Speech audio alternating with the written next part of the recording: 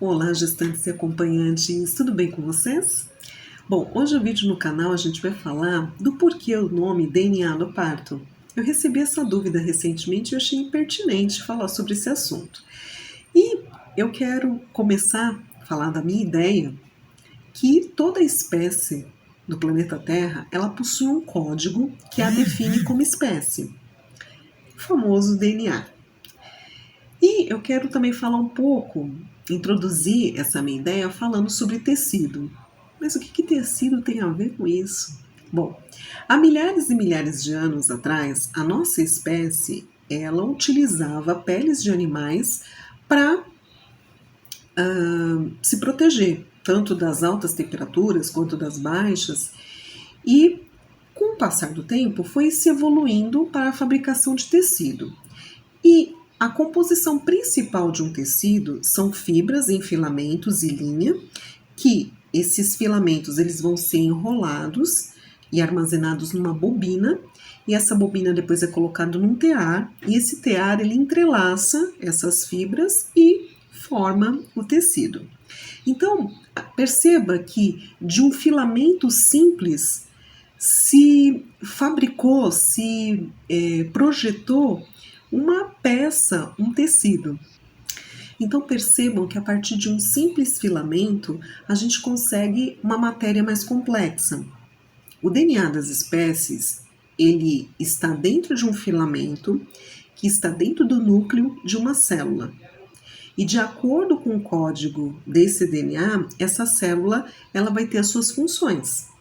Eu acredito que para existir um parto, antes houve uma mistura de DNAs masculino e feminino. Então esse bebê ele vai ter 50% da sua carga genética masculina e 50% da sua carga genética feminina. É o primeiro movimento de honra ao masculino e feminino. E nesse meu raciocínio fora do comum, eu acho interessante e sugiro para vocês que assistam o filme Lucy. Ele vai ilustrar bem essa minha ideia. E voltando a falar das células, elas têm impulsos elétricos que conversam entre si, então elas trocam informações entre si, formando uma grande teia de comunicação e assim formando uma matéria. No caso, formando um tecido. Um conjunto de células pode se transformar num tecido, um conjunto de tecidos pode se transformar num órgão e um conjunto de órgãos se transforma num sistema. Então as células elas criam formas, deformam e criam novamente, sem parar. O tempo ele dá legitimidade à nossa existência. O tempo que passou prova a nossa existência. Sem essa marca histórica, a gente não ia saber como é que foi o nosso passado. E isso me traz uma reflexão, que o caos está ligado à ignorância e não ao conhecimento. As mudanças das marés, as fases da lua, tudo isso faz parte da transformação do tempo.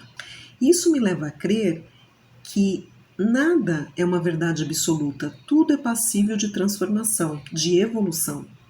Se pensarmos no sentido da vida, na primeira célula que se dividiu novamente e se dividiu, o propósito da vida é passar adiante o que se aprendeu ao longo do tempo. A história humana passa o que se aprendeu. O que hoje parece verdade, amanhã essa história pode ser contada como um aprendizado. Qualquer espécie tem as suas diferenças, sejam físicas, hormonais, estruturais, enfim, mas nenhuma espécie é melhor do que a outra. Todas possuem as suas funções. Lembra das células? Cada uma possui sua função.